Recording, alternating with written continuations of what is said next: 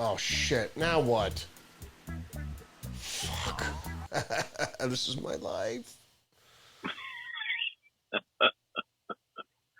Oh, gosh. Oh, I would well. never have the patience to do this. No, it's just doing all the technical shit.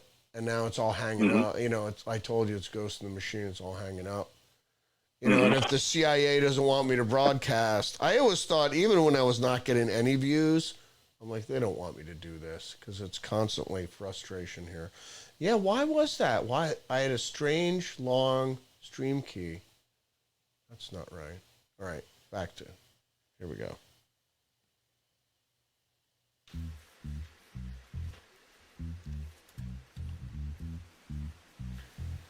Hey everybody, welcome to episode 82 of Tuesdays with Perry. I'm going to get Perry on the line in just 1 minute. Today we're going to be talking about Parkinson's disease in the White House. Apparently, the doctor from Walter Reed Hospital was not there to examine Joe Biden, was there to administer Botox for migraines, even though he was visiting 10 times this year. They're saying it wasn't for Joe Biden. The effort to push Biden aside loses steam, and now they're polling Hillary Clinton and Kamala Harris for the 2024 ticket. Also, Nikki Haley releases her delegates to Donald Trump, and we're going to talk a little bit about Biden's speech at the NATO summit, but they're definitely muddying the waters as far as the Parkinson's accusations are concerned. So let's get Perry on the line.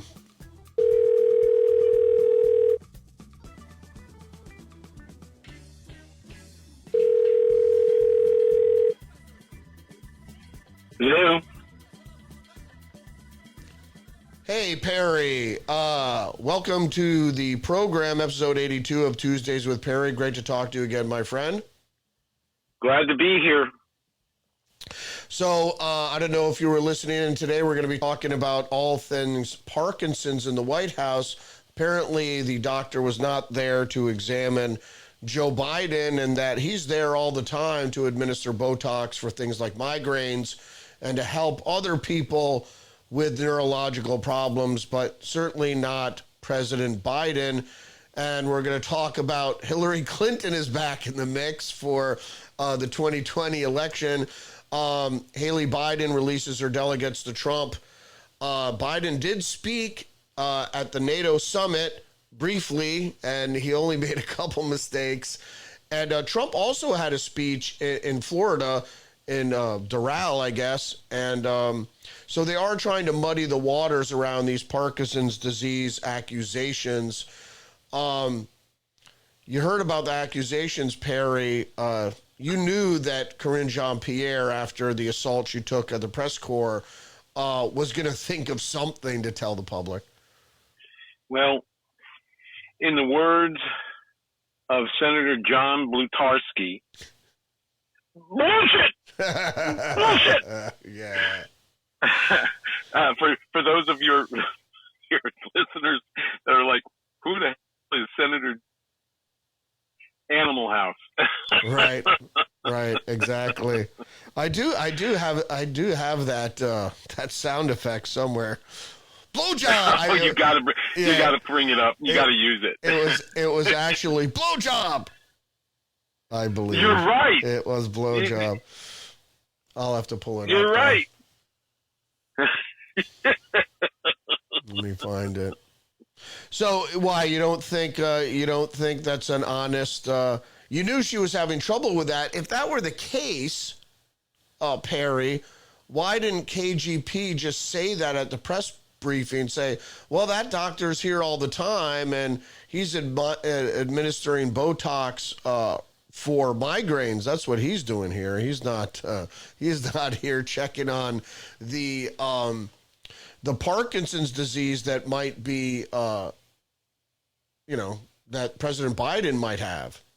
Well, first of all, she tried going down that road, and for whatever it's worth, the press tried to push her on it. And, you know, it's interesting to watch her call them a bunch of bullies when, whether it was Sarah or whether it was,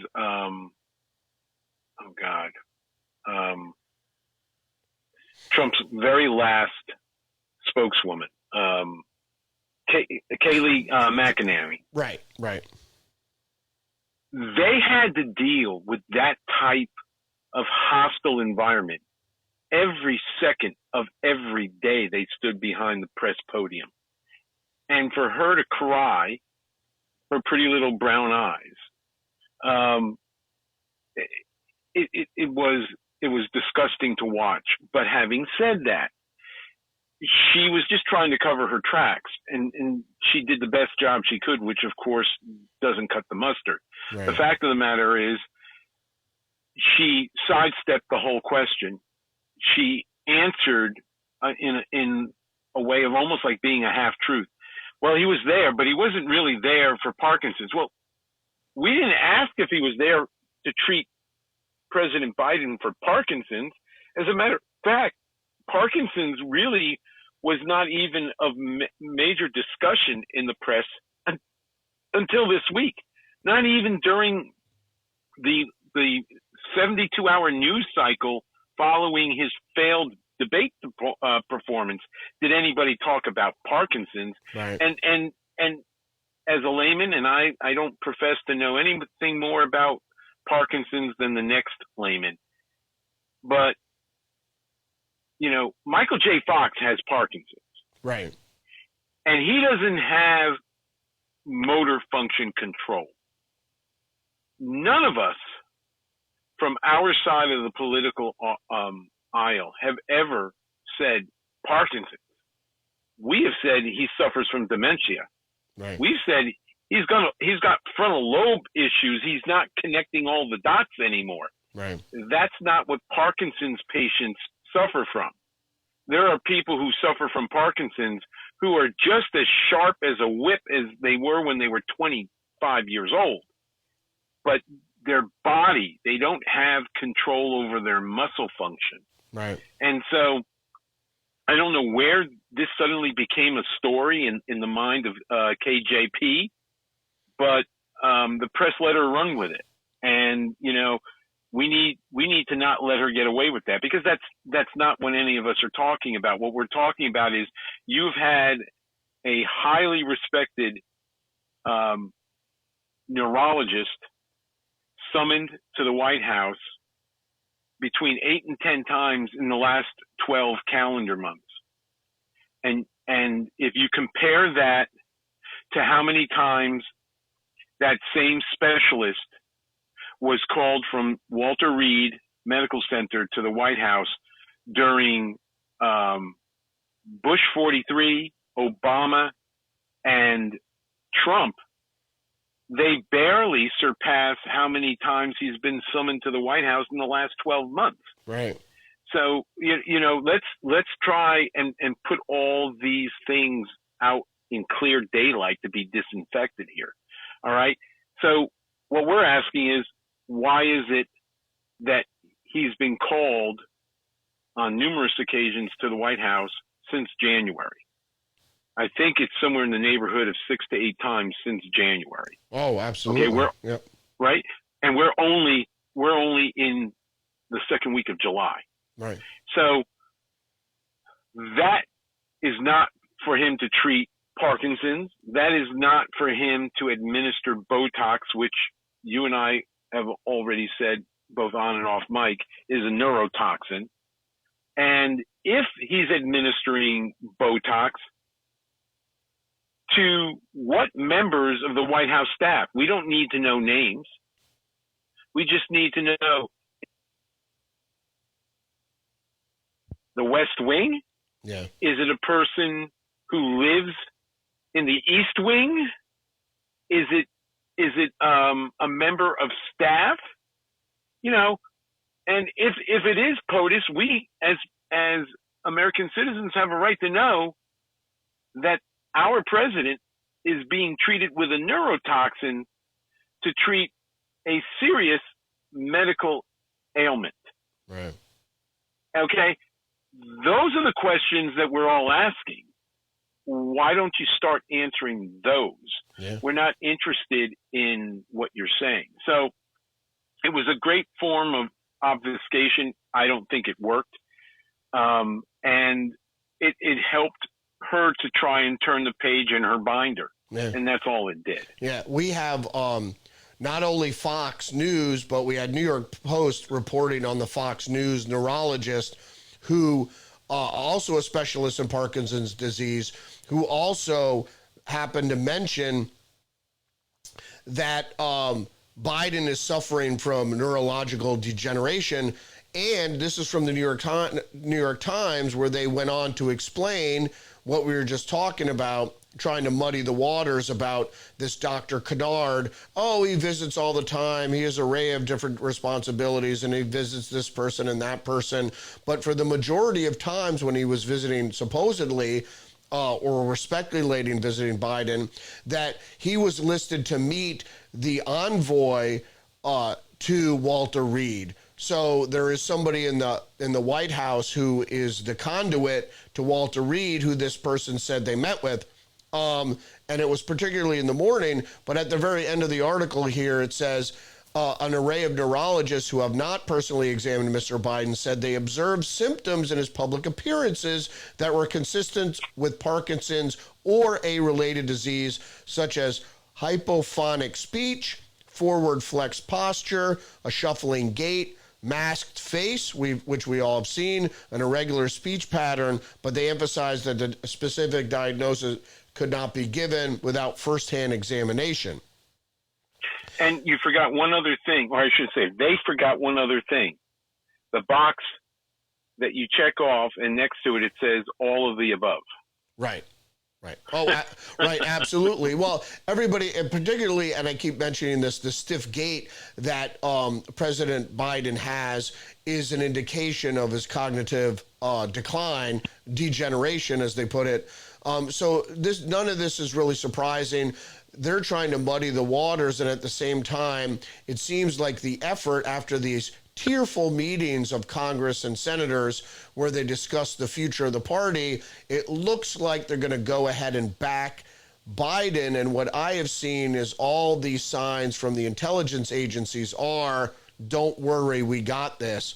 Just back Biden and we'll take care of it. So look for there to be a change in tenor from the Democratic Party regarding Biden's candidacy, and something happening between now and the convention, or now and the election, a slip in the bathtub, aneurysm, a stroke, maybe he falls down the stairs, maybe he does it publicly, maybe, and some people even speculating an assassination attempt by a crazy right-winger. We don't know, but I could bet your bottom dollar something's going to happen to Biden before the election. So they are polling Hillary Clinton.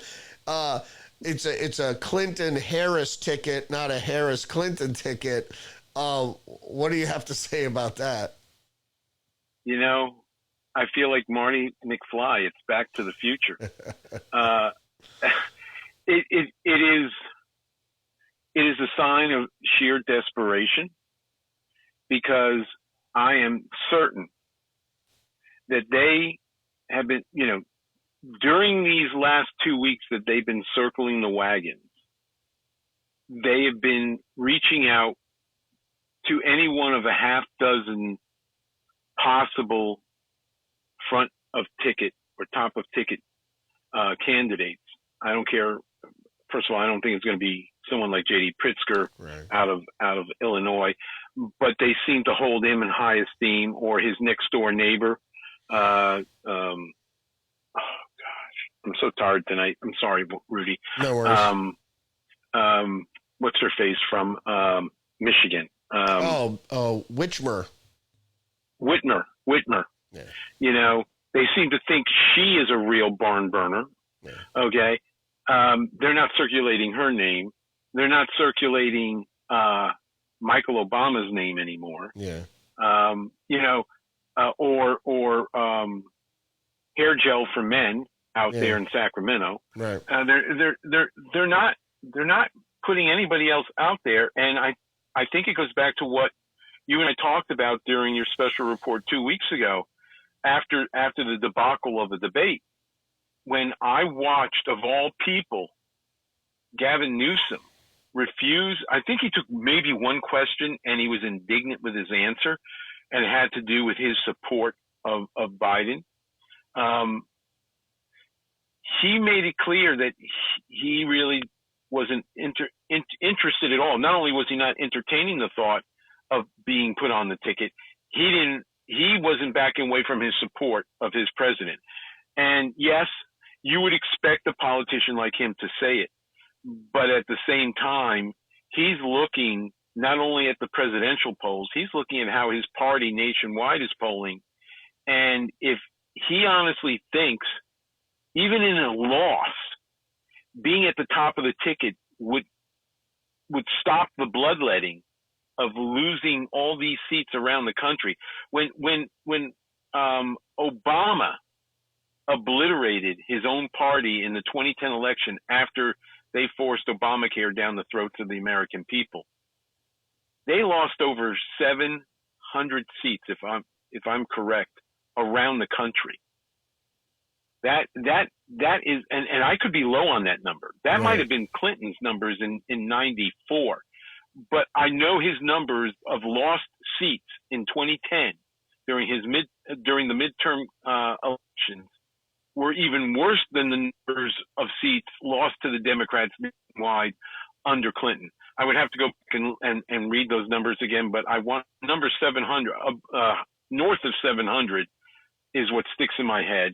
And like I say, I think I'm low when I say that. But my point being is, that's what politicos like Gavin Newsom are looking at right now. And they've got to be scared. So I said, he doesn't want to be a sacrificial lamb. At best, you might be able to get him to agree to BP. So what's the next best bet? If he says, no, I'm not doing it, well, let's go back to Hildebeest. Right. Because we can argue, well, she won the popular vote. What do we have to lose? Yeah. And keep it that way. They keep Harris on the ticket. So, you know, she's running for re-election as VP, and she can't say, well, you got to put me at the head of the behind closed doors. Yeah. But she's not going to intimate that kind of feeling publicly, because she'll stay on the ticket, and God forbid Hildebeest were to somehow or other pull this out of her crotch. Well, then I wasn't even trying to be funny at that time. But that visual. Yeah. Well, you already saw the visual of Michelle Obama out on the golf course. So. Yeah. Yeah, I can't. So I can't. Every time I think of Hillary Clinton, I think of her coughing up that cough drop into that glass of water, and I think of her birthing aliens. Like, do you ever see the movie Aliens, where a large alien was laying eggs? That's what I think of. A Hillary Clinton, I think of that alien. Did you ever get a good look, long hard look at Chelsea before she went through face work? Oh no. No, please. Oh, trust me. Oh, I felt sorry for that poor girl when she was prepubescent. Anyhow. Well, you know, the Bidens learned a lot from the Clinton family, because, you know, there was a lot of kickback going on there, because you know how much Chelsea Clinton was being paid to be the CEO of the Clinton Foundation. I don't know how much she was getting paid to be the CEO, but I know she got paid almost $750,000 for a no-show job. Well, she did show up 3 times at NBC. Yeah. And she got paid $750,000 for that. Yeah, she was getting close to $2 million a year for CEO of the Clinton Foundation. So, and that was somebody with no executive experience, and so you know she was keeping a fraction of that, and Bill was getting the lion's share, and Huma Abedin was probably getting the rest. Well, she was getting what she was getting I don't even want to contemplate. Yeah. But so my point being, with regard to putting Hildebeest at the top of the ticket with Harris, that might be their only option other than Biden himself. And and I say this with all humility.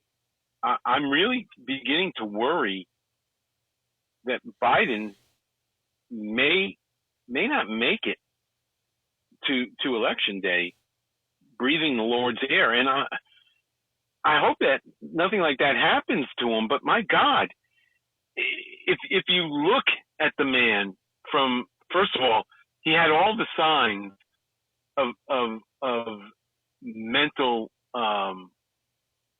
struggles 4 years ago. Right. And as I said to your audience last week, if you just look at every quarter of every year, at every change of the season, he seemed to drop off a little bit more and a little bit more and a little bit more. And now we add that with the fact that the American people were not made aware of the fact that this neurology specialist was summoned to the White House anywhere between 8 and 10 times since January 1st of this year alone.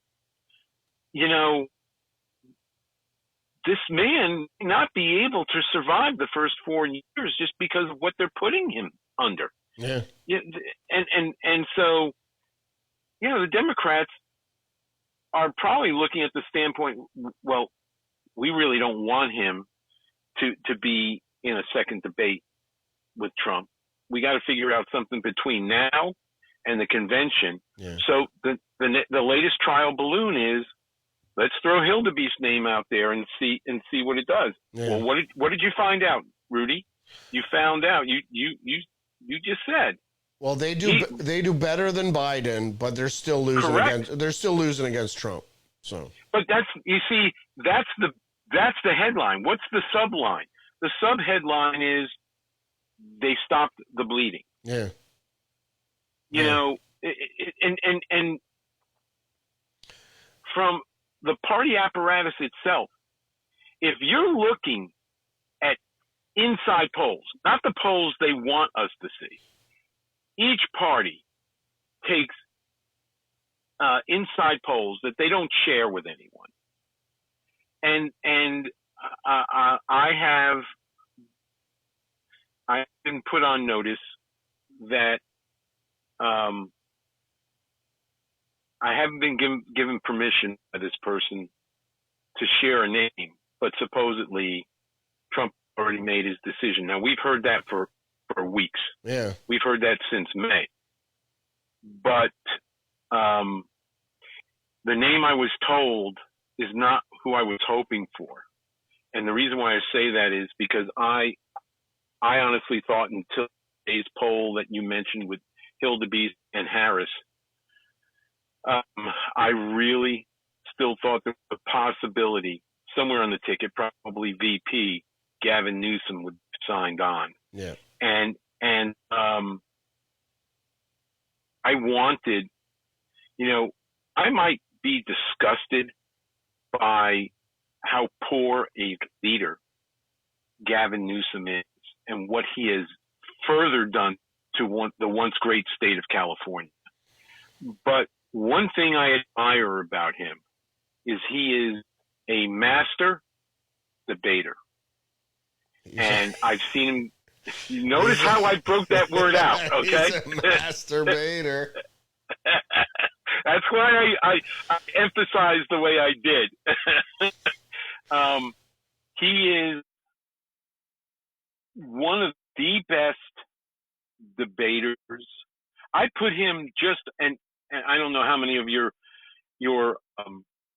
viewers ever watched. If you go back on YouTube, you watch debates that William F. Buckley had with some of the titans like Gore Vidal. Yeah. Okay. You look at the debates that he had with people such as that man or what was that show? Francis Piven. What was that show? It was called.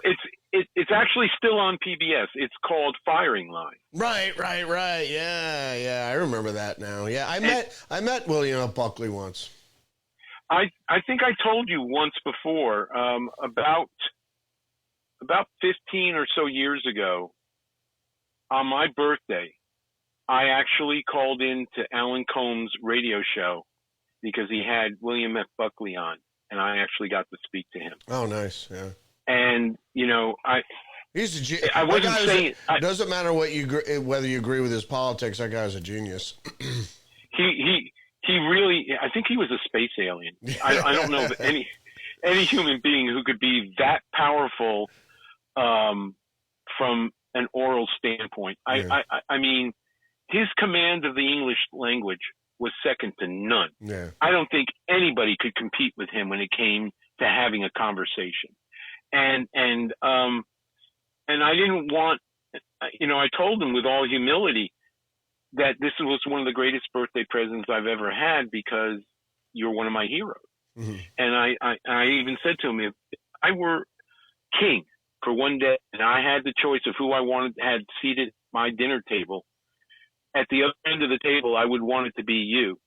And then I would want Jonas Salk, and I would want Albert Einstein, and I would want Rush Limbaugh. And I just went down the list, boom, boom, boom, boom, boom. And I said, you truly are an inspiration. And I'm so grateful to everything you have done with your life. And he was taken back. He actually was kind of caught for words, and he said, I really don't know how to properly thank you for those kind words. But anyway, the point being is, that's who Gavin Newsom is. Gavin Newsom is that good a debater.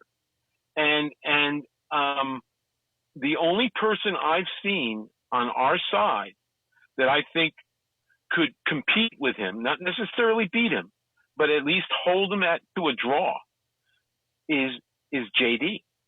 I don't think we have anybody that could defeat Gavin Newsom in a debate. Now, you don't have to win a vice presidential debate, but you sure as hell don't want to look stupid. Right. And that's the key. And so I hope it is Hildebeest and Harris. This sounds like a great tag team, Hildebeest and Harris. So if it is, then the person whose name I was given, I wouldn't mind. That person would be a good choice because they are an incredibly gifted individual, and I don't want to share too much because some people in your audience will figure out who it is. But the moment I get permission to share it, I promise you, I will be telling you. So you're gonna leave it there, are you? Okay. I was sworn to secrecy, and I told that person, and this is someone who, well, let's put it this way.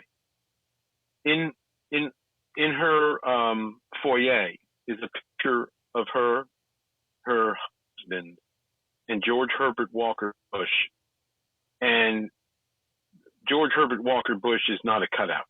He's standing between the two in the White House. That's who this person is. So when I tell you, this is not someone... Is it a black person? It could be. Oh, cool. I am not going any further than that. All right, because they keep throwing, people are like, we were watching, I forget, was it The Five today? I was watching Fox News, and they were betting on who they thought the vice presidential pick were, and people were still putting money on Ben Carson. So his name is still out there in the mix. So I think he's going to be in the administration. I was already told that. Yeah, he's going to be in the administration. It's up to him to say no, but I'm sure he will be, and I hope he's, as well as he did perform in HUD, I think his talents as a world-renowned pediatric neurosurgeon would be better served in the healthcare industry and to try and clean up the mess that we have to deal with under Medicare, Medicaid, and so forth. But he will be in the administration. And then, of course, there's Tim Scott, but I've already said I can't tell you. I'm just not going to go any further. Yeah. Well, when I don't know if you heard, Trump was on Sean Hannity last night, and he said he's kind of holding back to sort of see what the Democrats are going to do or what their plans may or may not be. So he'll sense when the news cycle is right to Correct. To make that announcement, I'm sure. Correct.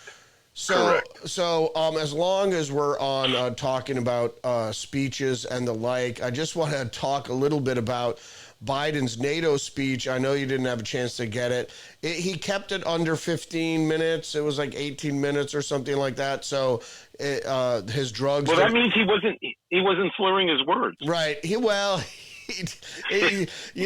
got about 10 minutes through, and we were waiting for something to happen because the speech started to slur, and there was a couple of those you could barely make out what he was saying. And then at the very end, though, that was the tell where he presented Stoltenberg with the Congressional Medal of Honor. No, the highest award. The Presidential Medal of Freedom, he presented to Stoltenberg.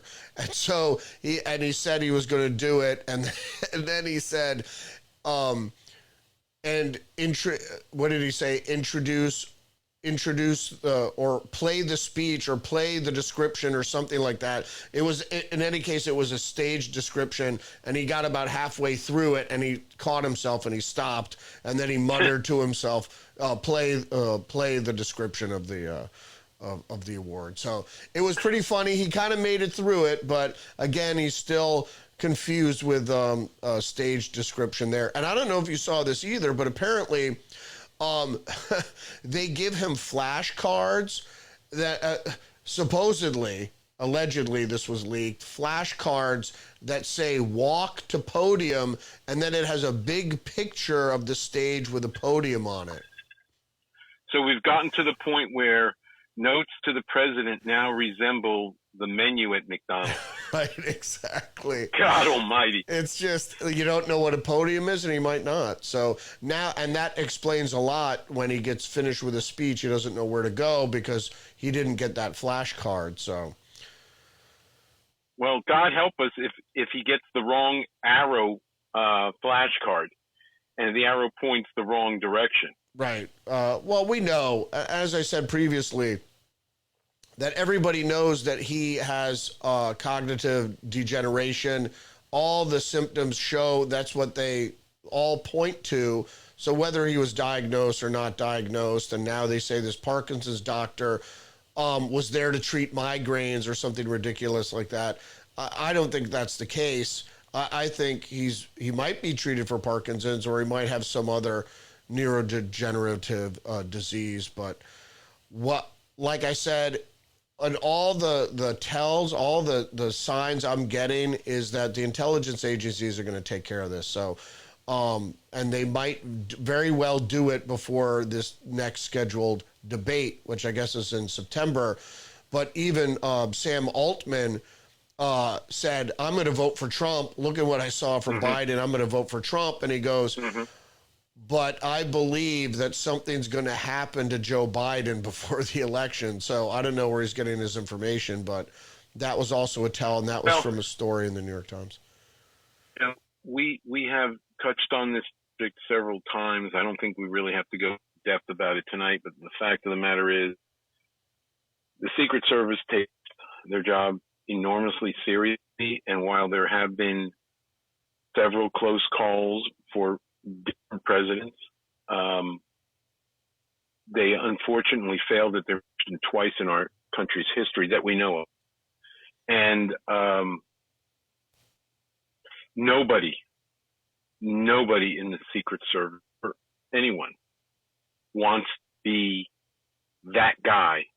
Something happens to Biden, even God forbid something happens to him and the Lord calls him home sometime between now and November 5th. It's scary to even contemplate that could happen to a president, but this is where we are, unfortunately. Right. You don't want to be that guy it's called the body watch. and you probably know what I'm talking about. There is one Secret Service agent 24 hours a day. Now, there are shifts, but one agent who is assigned to the body of POTUS. And they have to be commanded by POTUS to not come into a room with them, for them to not follow the president. It's known as the body watch. They are there to protect the president. And you don't want to be that guy or that gal who has to report to your superiors, POTUS is down. Right. And you're talking about, the intelligence agencies and how if they think it's better to martyr this man than it is to risk having Trump humiliate the entire Democratic Party on November 5th, I wouldn't put it past them at this point. Yeah. I wouldn't. Yeah. And we heard it from Schmucky Chucky 4 years ago. No, beg your pardon, 8 years ago. He told Trump, be careful what you say and do to the intelligence services. They have, 7 ways to Sunday to fuck you up. And those weren't his exact words, but pretty much that's what he meant. And they did. if I'm one of those members of that Star Chamber, and I'm looking at how this man doesn't even know his name at any given time of the day, and we're looking at the polls as they are, I've got to figure a way to save our side, whatever their side may be. Yeah. Okay. They might not. And so. Yeah, they might not have to take him out physically to his demise. Like I've been saying, they could bring out some information that would lead to his impeachment or 25th Amendment. They will just put him out like they did in the last debate, and not inject him with vitamin B and Adderall, and people would see him for what he really is. So there are other ways, and they keep hinting at his legacy. So that's another avenue, is that he's going to go down. He might not go down to his demise, but he's going to leave disgraced otherwise. So they have 7 ways to Sunday to get back at you, and a lot of them have to do with ruining you or disgracing you, not necessarily killing you. Well, that's absolutely true. And to further the point about the next debate,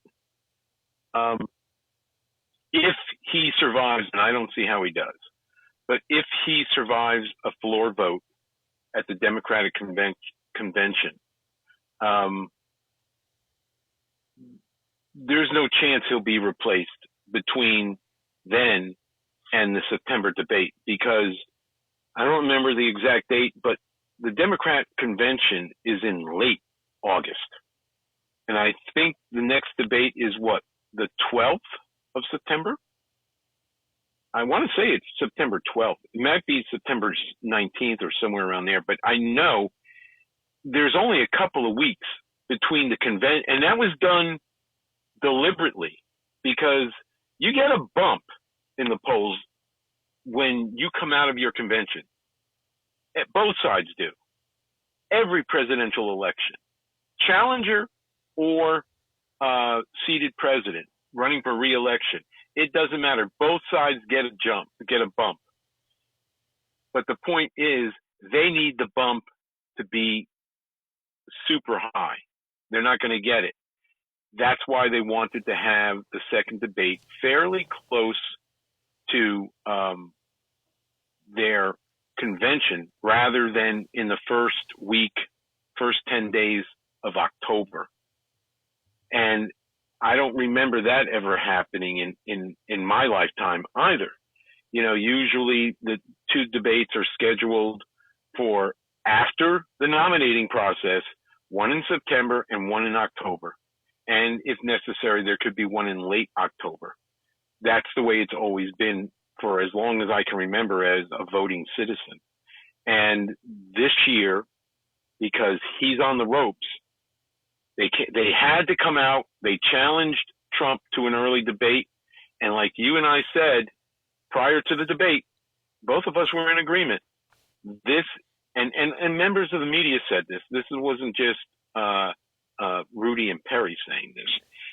This is Biden's last best chance to prove to the American people he's cut out for another 4 years. And he failed miserably. So that's why all these trial balloons, the latest of which is Hildebeest and Harris, is being floated. Because he hasn't done anything to convince the power brokers within the Democratic Party's power structure that he not only can he actually serve as POTUS anymore, he can't even debate.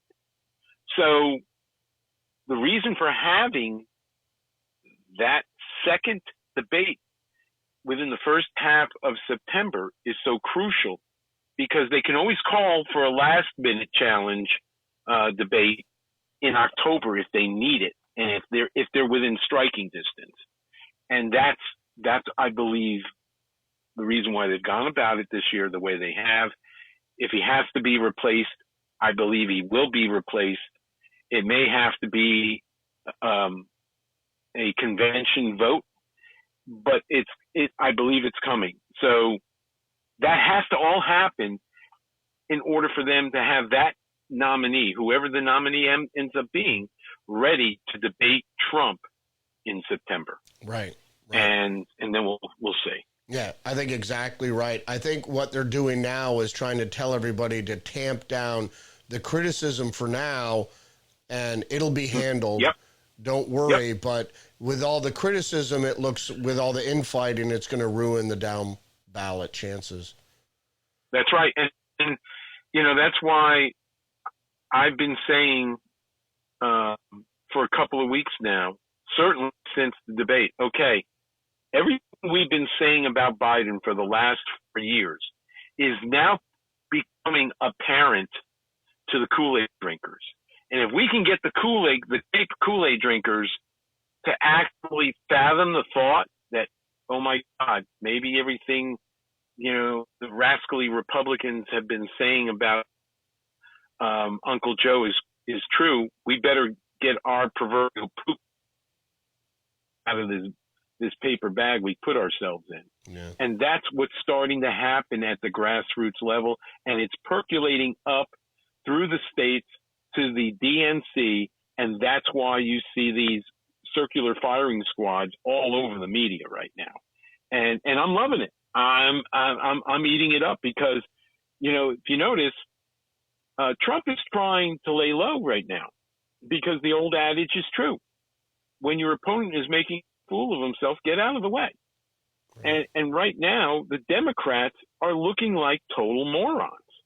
So let them have their squabbles, and we can save our campaign war chest for further down the road. Let this be the picture that the average Joe Schmuckatelli has of the Democrat Party right now. This is better than spending hundreds of millions of dollars in ads over the next month. Yeah. This is much better. Yeah. They're saving Let them do it to themselves. They're saving it. That's right. And that's why he's also saving that VP nomination or the VP pick because he doesn't want to take up the news cycle. That's right. Look. Yeah. I'll go. I want to beat you to the punch a little bit there, Rudy, and I'll tell you why. Most people don't remember, but George Herbert Walker Bush didn't name his VP until the convention. Most people don't remember that. Yeah. There have been other, and Democrats alike. Right now, there's no reason for Trump to announce. Yeah. Everything you just said. Yeah, he even said that on Sean Hannity last night. He said, There are plenty of times that the president didn't announce the VP till the convention. There you go. Yeah. Did I just say? Yeah. That's exactly my point. Everybody knows who he is, and as disappointed, and that's an understatement, as disappointed as I was in Mike Pence on J6, he was a phenomenal vice president.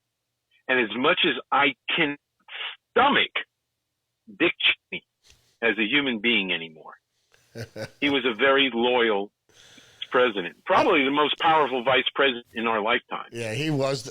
He was the president. in many regards, yes. Okay, but the Bush 43 White House ran very smoothly. You know, they had their fuck ups over there in the box, no question, and that is part of Cheney's doing, and in some ways it was the undoing of the Bush presidency in the last 2 years of his second term. But look at all the things that administration did get accomplished. Yeah. So, you know, when you compare that, and say what you will, I could say what I want about Obama. The fact is, when he had both houses of Congress, he was able to ramrod through everything he wanted in those first 2 years. And that is the sign of a powerful president. Yeah. And I will tell you, if you look at Biden, what did he get pushed through? He got energy policy pushed through, which did what? It didn't help the average American. Okay. He got, he brags about how he got, matter of fact, his exact words during the debate were, "We beat Medicare." Yeah. Beat it to death. Okay. Yeah. Right. And that's what that's what Trump said. Yeah, you beat it to death. Yeah. And so, when you look at the success of first term presidents, what can he point to? And that's why, you know, when I look at people who are running around with Biden Harris bumper stickers right now, you know, I'm shaking my head. You know, you're driving a 22-year-old car that lost its paint years ago, and you're burning oil, and you seem to think another 4 years of this dastardly duo is going to make your life better. Yeah.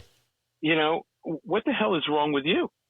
So the bottom line is, let Trump be Trump. He's smart to hold the name tight to his vest. Like I said, based on what I've been told, and it's on very, very high authority within the Trump campaign that it came. I do like this person. I just don't think if they have to be that person that goes up against a possible Newsom, he's going to make them look like a fool. And that person is no fool. Yeah. Trust me. Yeah. So, I think we pretty much hit everything. Was there anything we missed? No, I think that's going to be about it. I think the only thing I have to say is that I am not a fan of Dick Cheney. I blame him for 9/11. And there is no way you are going to get me to give any kudos to the Bushes or the Cheneys or any of those ilk. But I will be voting for Donald Trump. So, and I hope his vice president is somebody that I like. But like most people say, it's doubtful it's going to have much meaning at all. I think they're waiting to put in to see if Kamala's running, that they might choose somebody, either Tim Scott or somebody that's black. Let me tell you something. If it's Harris running for re-election as VP, we could put the Tin Man in. Yeah, it wouldn't matter. It wouldn't matter. We're going to leave it there. I think we're almost at 50 minutes. So thanks for joining me again for this episode 82 of Tuesdays with Perry. And we'll talk to you soon, man. I'm looking forward to it, Rudy. Thanks again, and have a great remainder of the evening. And let's talk again soon. All right. See you, man. All right. Bye-bye. Bye. There goes Perry. Episode 82 of Tuesdays with Perry. We went a little long-winded there, and then Perry started talking about Dick Cheney, and I should have called it right there. In any case, join me tomorrow for the daily podcast, Rudy's Revelation, or join us next week, episode 83 of Tuesdays with Perry. And I hope to see you then. Peace out.